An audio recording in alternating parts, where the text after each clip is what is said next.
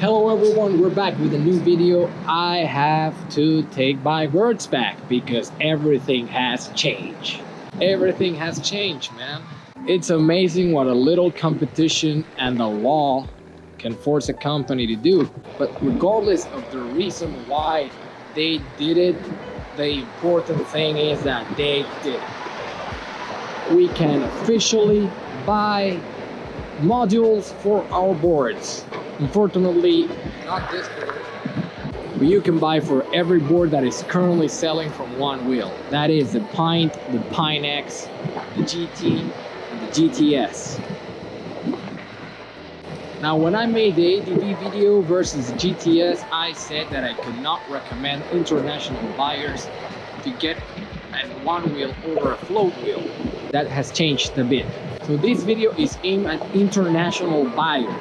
If you're in America, obviously the thing is a little different for you, because in the United States there's a lot of shops available that will repair your board for you without Future Motions module, and I'm sure that now a lot more will pop up, but you always had an option. You could always send it back to Future Motion. So this is not for you. If you live in the US, my opinion is not exactly for you. It's for the people who live outside the US.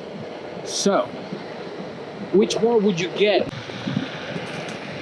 Well, that will depend entirely on you. But the fact is that now you can buy your spare parts. You have light bars, you have battery modules, you have controller modules. Now, you cannot build, or at least it is not confirmed, but it's probably like that. I mean, I don't think you can build a Onewheel board from scratch, because if you don't have a serial number registered, you probably won't be able to activate. I don't know if Future Motion will refuse to ship you all the parts needed to build a board, or will refuse to activate it if you don't have a serial number attached to the My Boards website thing that they launched. But the thing is, if you live outside the US and you don't mind the shipping costs, the customs costs, and the import fees, if you want a Onewheel board from Future Motion, you can get it. And in the event that it dies for whatever reason, you don't have to send it back all the way back to the US. You can now buy your spare parts and install them at home. They have tutorials up in YouTube about how to replace these parts. So, as I was saying, it's not that hard to install them. They have good videos up on YouTube about how to replace your parts. So you can technically now just beat the shit out of your board and use them however you please without fear. You want to learn tricks, you can learn how to do tricks. You want to just ride in the rain, well, you shouldn't, but you can ride in the rain. Whatever happens to your board, to your motor, to your controller, to your battery, to whatever, you can just buy spare parts. And that's amazing. That is amazing. This makes a Onewheel officially a global brand, because no matter where you are on the globe, no matter where you are on the globe, you will be able to repair it. And that's it. This is what everybody wanted. This is what I wanted. Unfortunately, the XR is not going to be supported, but I can still, there's a lot of best options for the XR. None of them which are friendly price-wise, but these things are not friendly price-wise anyways. I would love a future in which you can own a board and repair it for cheaper.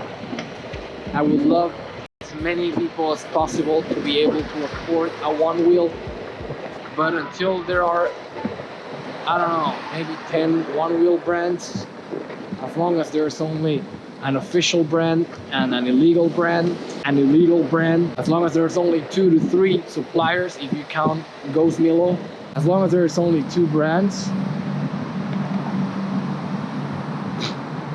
Look at this asshole. I don't think he can tell the line from the floor. So as long as there's only 2 brands, this will remain a luxury item.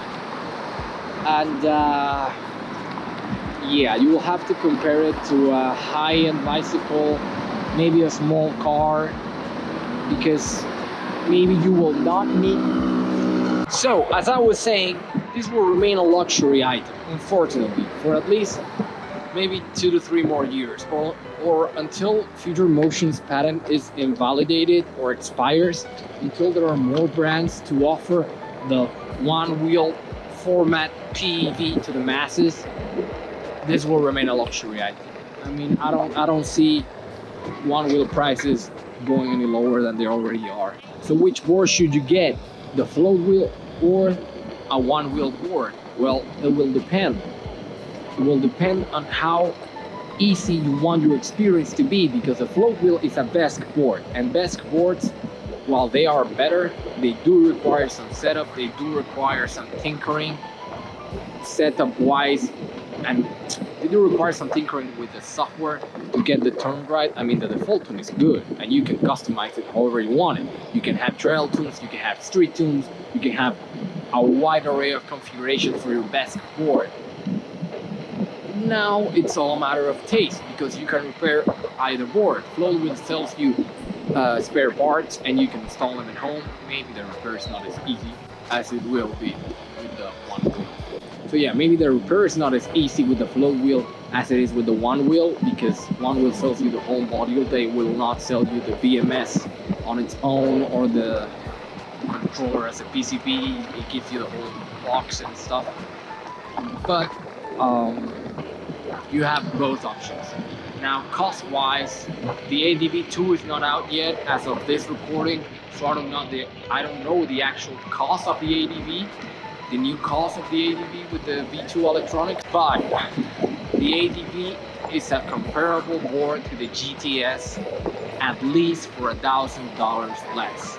And Tony, if this matters to you, ships it in a way in which, for most countries, for most people's experiences, they have not had to pay a lot of custom taxes or import taxes.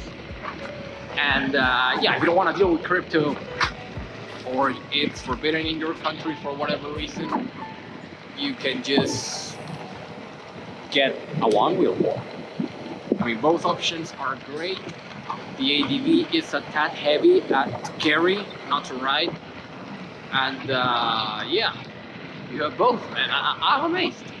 Now, another thing that Onewheel released recently is the 6-inch hub for the GTS and GT boards. I have not seen reviews online about it, but I'm pretty sure it's gonna be just as good as the milled hubs that people use when they converted the XR hub in order to fit, or no, they converted the GT axle to be able to fit an XR hub. So yeah.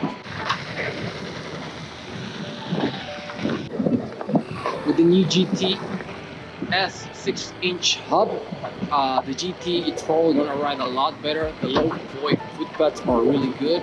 So if you want to invest in the one wheel GT platform, that's a good option too.